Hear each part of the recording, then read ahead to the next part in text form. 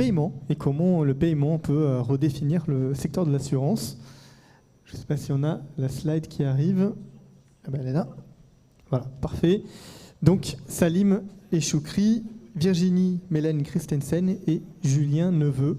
Je vous invite à rejoindre la scène. Est-ce qu'ils sont là ?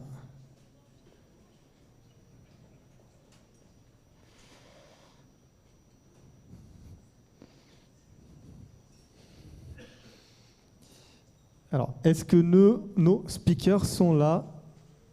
Ils sont peut-être juste dehors.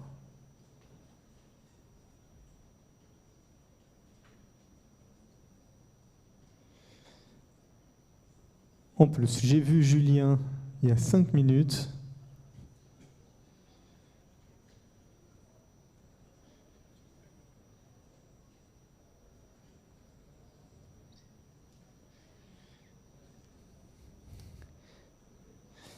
Peter, il faut que tu nous trouves nos speakers. Mission flash pour toi. Est-ce qu'ils sont juste devant ?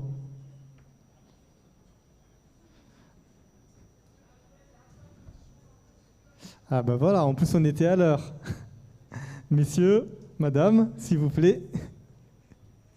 Allez-y, installez-vous. Vous m'avez fait un grand moment de solitude. Eh bien, je vous laisse la parole. Merci Nicolas.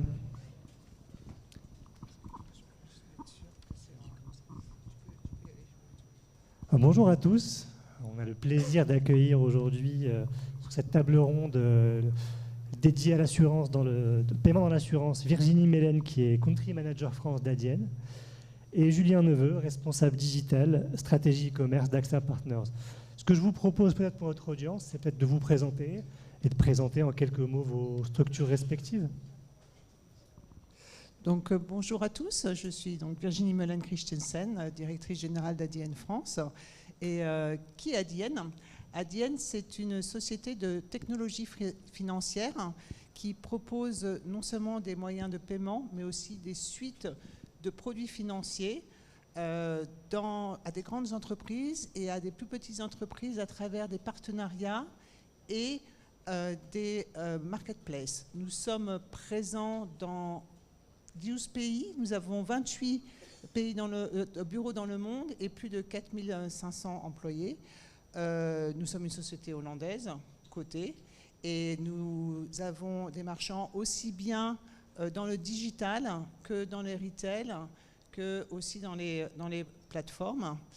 Et aujourd'hui, je suis là pour parler des paiements, qui est notre corps de métier, avec Julien, qui est un de nos partenaires.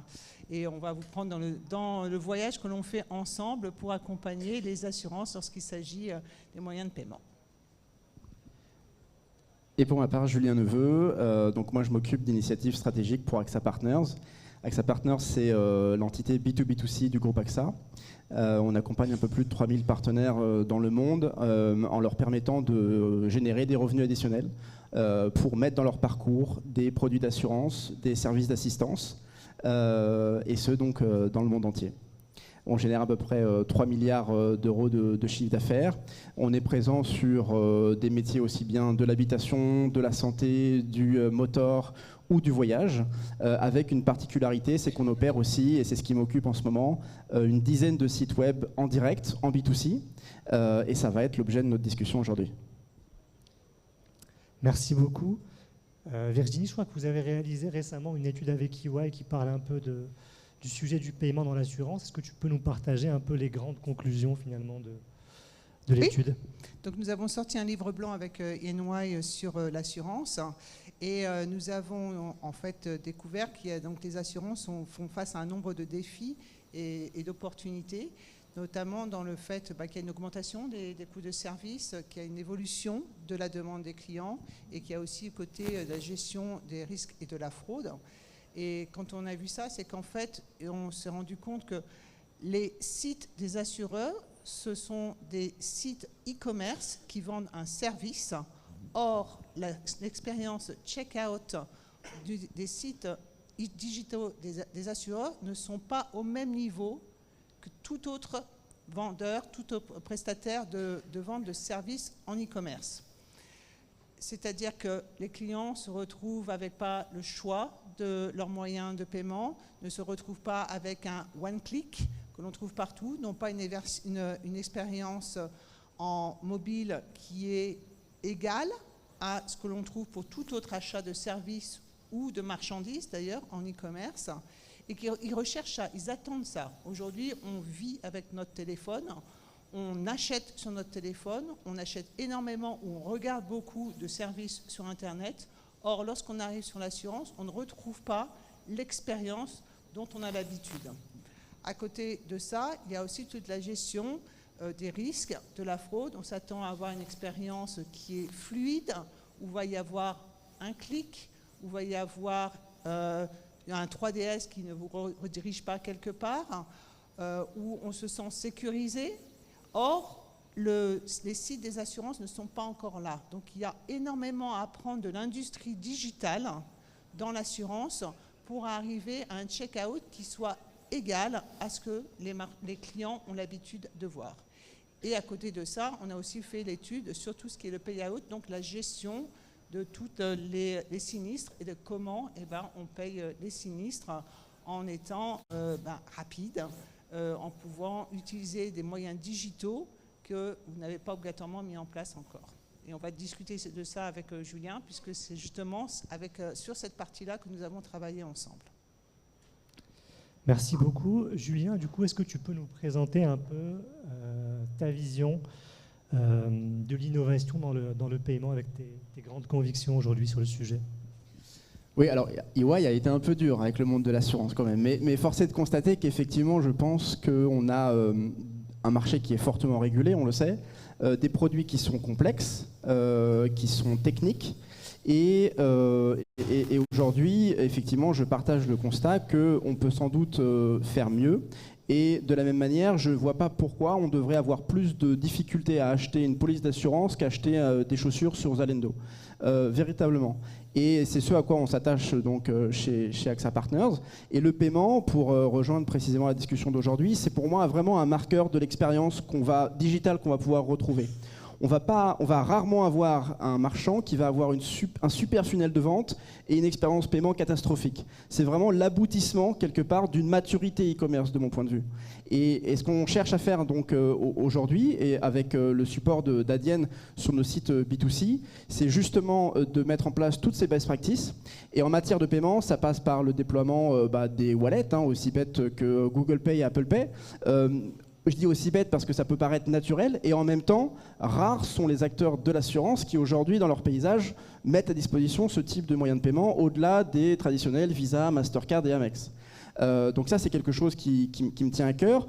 Le paiement, je le trouve aussi intéressant sous cet angle de redéfinir la manière de consommer l'assurance. On le voit avec l'exemple donc, de Klarna, donc le BNPL, donc le Buy Now, Pay Later, qui est cette idée d'échelonner un peu ces paiements, qui quelque part soit s'inscrit, parce que voilà, il y a l'inflation qu'on connaît tous, et le client a besoin d'échelonner ses paiements, soit parce qu'on est dans cette habitude un peu à la Netflix de consommer au mois le mois. Quoi qu'il en soit, en matière d'assurance, et s'agissant de l'assurance voyage en particulier, on est trop souvent à acheter une police en lien avec un voyage, un projet de voyage. Mais pourquoi est-ce que justement ce type de moyen de paiement ne pourrait pas redéfinir la manière dont on consomme aussi nos produits et se dire qu'on est mensualisé et qu'on est protégé tout au long de l'année pour ses besoins en voyage, que ce soit à l'autre bout du monde ou un week-end. La personnalisation, ça c'est quelque chose qui m'intéresse aussi particulièrement parce que dans l'écosystème de sites qu'on gère, on a bon nombre d'audiences internationales, donc forcément en lien avec le voyage, mais aussi avec les visas. Et donc on a sur certains sites tout sauf des Français. Et on le verra un peu plus tard, Virginie saura en parler mieux que moi, mais il y a un tronc commun on le disait, de Visa, Mastercard, Amex. Et après, en France, en Espagne, aux Pays-Bas, au Mexique, vous allez retrouver un ou deux acteurs très forts dans le paiement que nous-mêmes, on ne connaît même pas. Alors que localement, ils n'utilisent que ça au quotidien. Et donc, on a cette ambition de justement, selon le client auquel on parle, il va voir dans son checkout, je dirais, le moyen de paiement supplémentaire ou les deux moyens de paiement supplémentaires qu'il a l'habitude de voir. Et donc ça, c'est toute une notion de connaissance, de tracking et de personnalisation du checkout. tout comme la monnaie locale.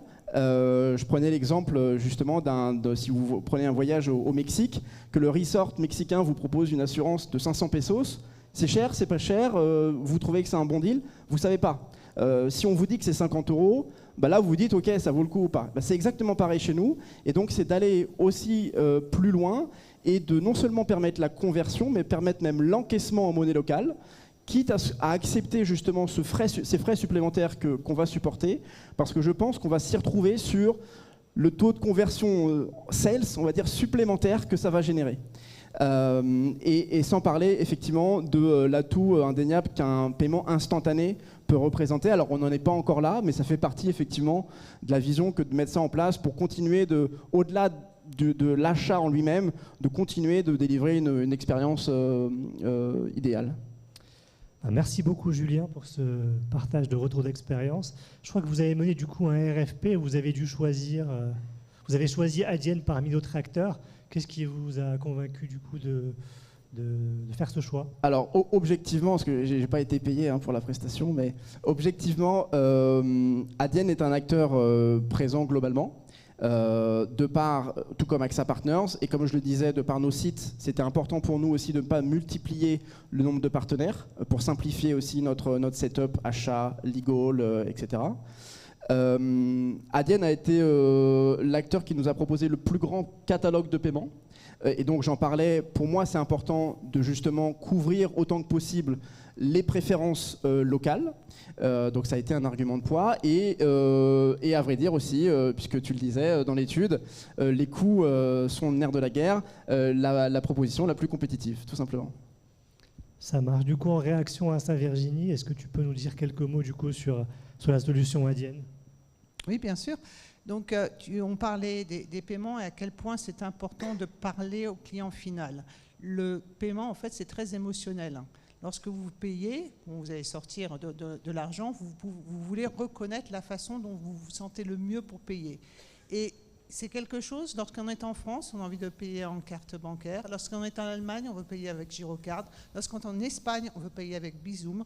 Au Pologne, on ne dit plus « je te paye », on dit « je te blique ». Blick, c'est le moyen de paiement en Pologne. Donc c'est hyper important de pouvoir proposer à chaque client dans chaque pays les moyens de paiement auxquels ils ont l'habitude et en lesquels ils ont confiance. Parce que c'est une question de confiance, une question donc je reconnais le moyen de paiement et j'ai confiance dans ce moyen de paiement, donc je vais l'utiliser. Il ne s'agit pas de faire un supermarché des paiements à votre checkout, parce que ça ne sert à rien. C'est vraiment d'identifier quels sont les moyens de paiement qui sont nécessaires et reconnus par vos clients finaux, là où en fait vous proposez vos services.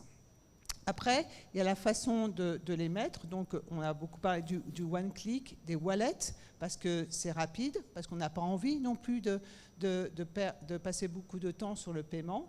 Mais il faut aussi que ça soit stable. C'est-à-dire que lorsque l'on fait un paiement, pas qu'on se retrouve à votre moyen de paiement, en fait, c'est pas passé, il faut recommencer toute l'expérience. Et pourquoi c'est important? Parce qu'en fait, le paiement, c'est le facilitateur de revenus. Ça veut dire quoi? Ça veut dire que vous pouvez faire tout ce que vous voulez avant. Vous pouvez faire autant de campagnes marketing. Vous pouvez avoir le meilleur site e-commerce du monde. Si le paiement ne passe pas, vous n'avez pas de revenus. Donc, c'est hyper important d'avoir, au moment du paiement, une solution qui va vous permettre de pouvoir prendre le paiement et si le paiement échoue, de pouvoir rejouer ce paiement, soit avec le même moyen, soit avec un autre moyen de paiement, mais que vous puissiez capitaliser et recevoir ce revenu.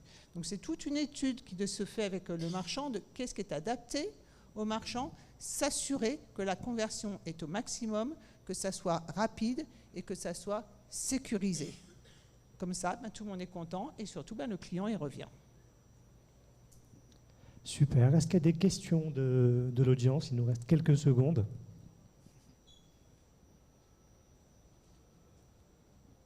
Pas de questions. Eh bien, merci beaucoup, messieurs, dames. Merci. Merci.